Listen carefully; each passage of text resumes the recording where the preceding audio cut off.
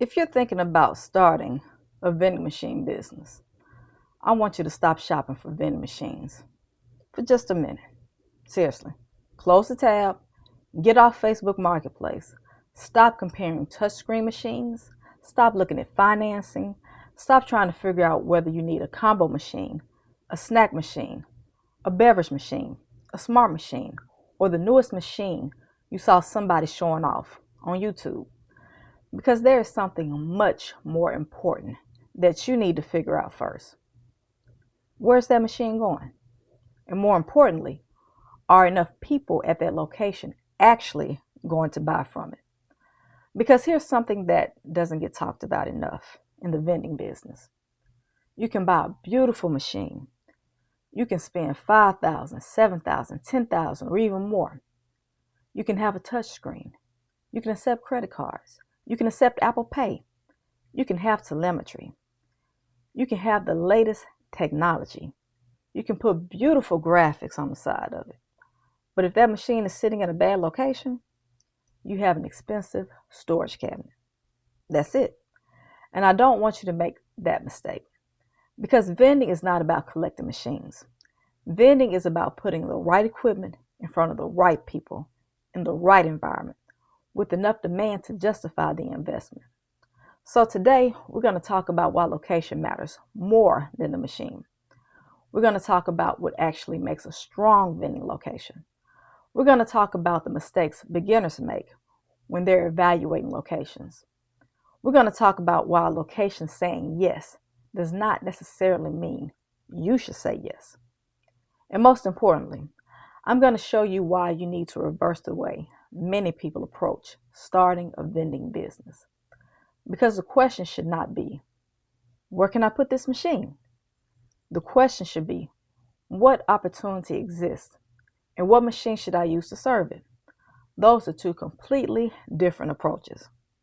And one of them can potentially save you thousands of dollars. So if you're thinking about starting a vending machine business, grab something to take notes with, because this is something you need to understand before you buy the machine. One of the biggest misconceptions beginners have about vending is that the vending machine itself is the business. It's understandable. When you look at vending from the outside, what do you see? You see machines. You see somebody opening a machine. You see them pulling cash out. You see them restocking chips. You see them filling drinks. You see somebody standing beside 5 or 10 machines talking about their vending route. So naturally, you start associating the machine with the business. But I want you to change the way you think about this. The vending machine is equipment. That's all it is. It's a tool. The machine does not create demand. It captures demand that already exists. And that distinction is extremely important. Think about why someone buys something from a vending machine. Most people don't wake up Saturday morning and say, you know what? I'm thinking I'm going to drive across town and visit that vending machine. That's not how this works.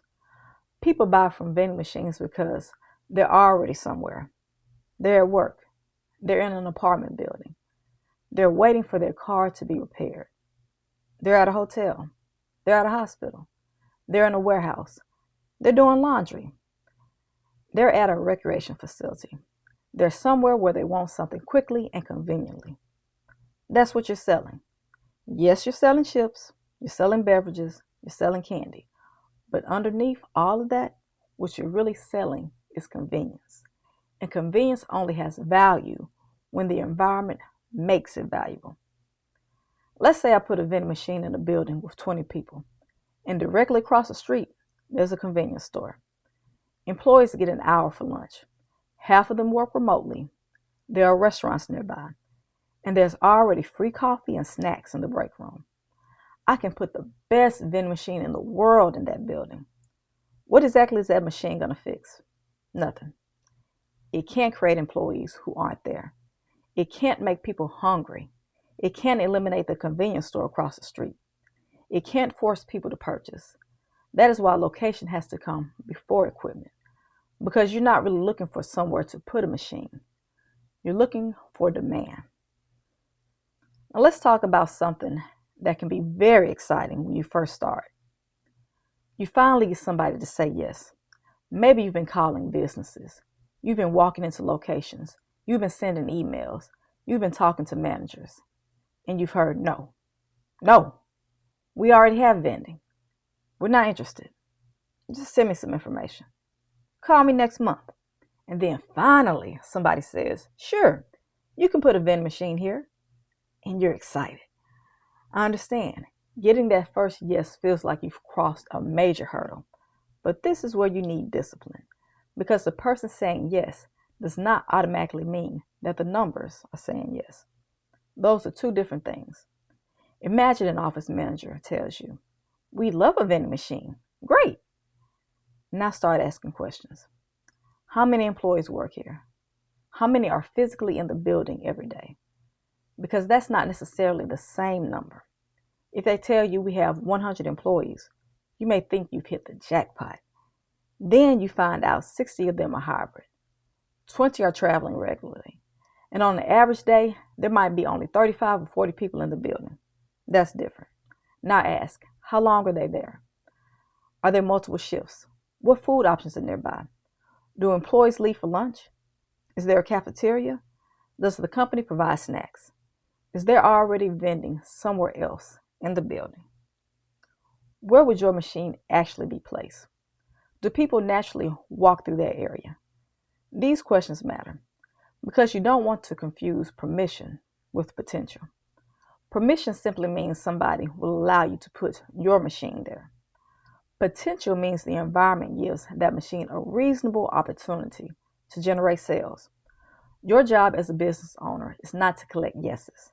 Your job is to identify opportunities that make financial sense. And sometimes the smartest answer after a location tells you yes is, thank you, but I'm going to pass. That's hard when you're new, but restraint can save you a lot of money. So let's get into the practical side of it. What should you actually be looking for? There isn't one magical formula that guarantees success, but there are several factors you need to evaluate. Number one, consistent foot traffic. You obviously need people, but don't stop at head count. This is where people can get fooled. Let's say location A has 300 people coming through every day. Location B has 100. Which location is better? You don't know yet. Because what if the 300 people at location A walk through the building for 5 minutes? Meanwhile, the 100 people at location B work there for 8, 10, or 12 hours. Those 100 people have significantly more opportunities to make purchases. So don't just ask, how many people are there? Ask, how many people are here consistently? How long are they here? How often do they return? What are they doing while they're here? You want to understand behavior, not just population. Number two, convenience alternates. This is huge. Remember when I said earlier, you're selling convenience. So what other options do people have? Let's imagine employees get a 30-minute lunch break. There aren't any restaurants nearby. Leaving the property means getting in the car, driving somewhere, waiting for food, driving back, and hoping they're not late. Now vending becomes valuable. Compare that with an office where employees can walk downstairs and choose between 3 restaurants, a coffee shop, and a convenience store. Those are 2 very different environments. That doesn't mean vending can't work in the second location, but you need to understand the competitive environment. Ask yourself, what problem does my machine solve here? That's a powerful question, because if you can't identify the problem, you may not have a strong opportunity. Number 3, customer demographics. Please do not stock your machine based entirely on what you like to eat. I see people thinking, well, I like these chips. I love this drink. I will buy this. You're not the customer. The people at the location are. Your inventory needs to reflect them. A warehouse may behave differently from a professional office. A senior community may have different preferences from a college environment. A gym may have completely different demand from an auto repair facility. And even 2 locations in the same category can behave differently. Your customers will tell you what they want through 2 things: what they say, and more importantly, what they buy. Your sales data will eventually become one of your best sources of information. But before you have that data, learn as much as you reasonably can about the people you're serving. Number 4, hours of operation. How long is the opportunity active? If a building operates from 9 to 5, 5 days a week, that's one environment. If a warehouse operates 3 shifts, 24 hours a day, 7 days a week, that's a completely different environment. More operating hours mean more potential purchasing opportunities. Not guaranteed sales, potential opportunities. That's an important distinction. Ask about shifts. Ask about weekends. Ask whether employee count changes between shifts. Maybe the first shift has 150 employees and overnight has 20. You need to know that. Number 5, machine placement. Now let's go one level deeper. You have a good building and still have a bad vending location inside the building. This matters. Imagine a warehouse with 200 employees. Sounds great. But they want to put your machine in a hallway that almost nobody uses. That's a problem. Compare that with placing it right beside the main break room, where employees naturally gather. Same company, same number of employees, same machine, different placement. Potentially very different results. You want visibility. You want accessibility. You want the machine somewhere that fits naturally into people's routine. Think break rooms, waiting areas, employee entrances, laundry areas, common areas, places where people naturally pause. You don't want customers having to go on a scavenger hunt to find your machine. Number 6, security. Don't get so excited about potential revenue that you ignore risk. Where's the machine going to sit? Who has access to it? Is the area monitored? Is vandalism a concern? Can you safely service the machine? What happens after hours?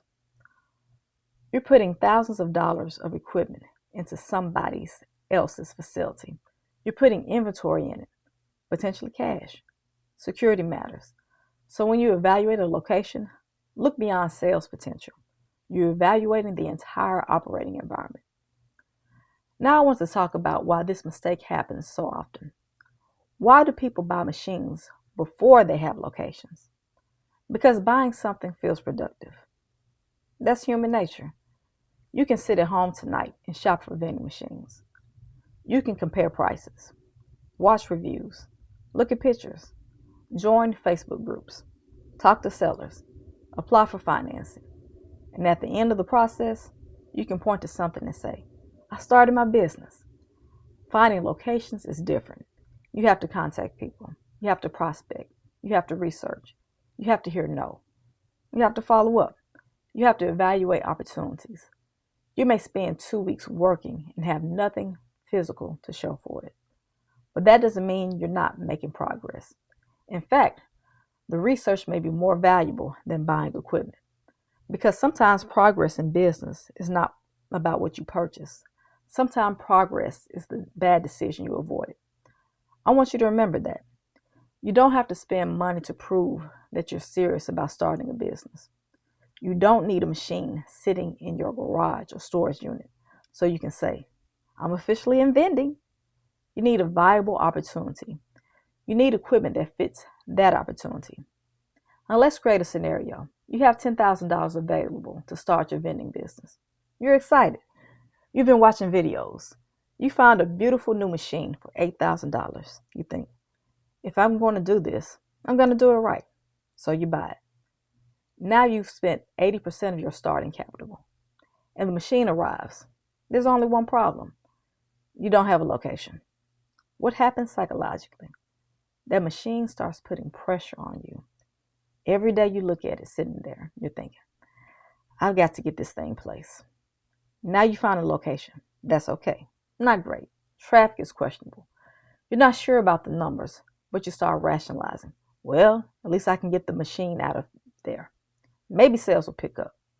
I can always move it later. They said they really wanted vending. Do you see what's happening?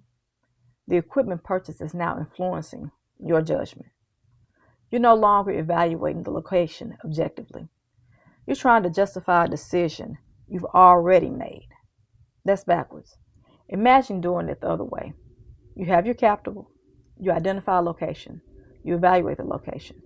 You determine the customer needs. You understand the space. You understand the hours.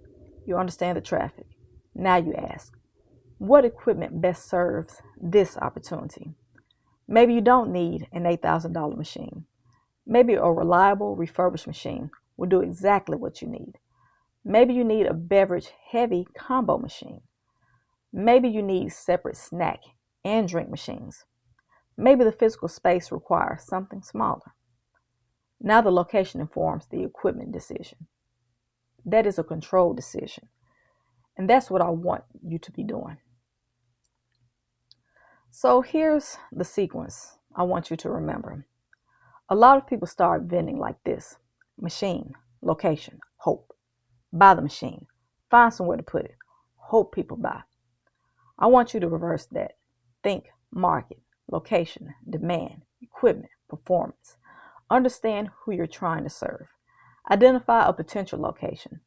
Evaluate the demand. Choose equipment that fits the opportunity. Install it.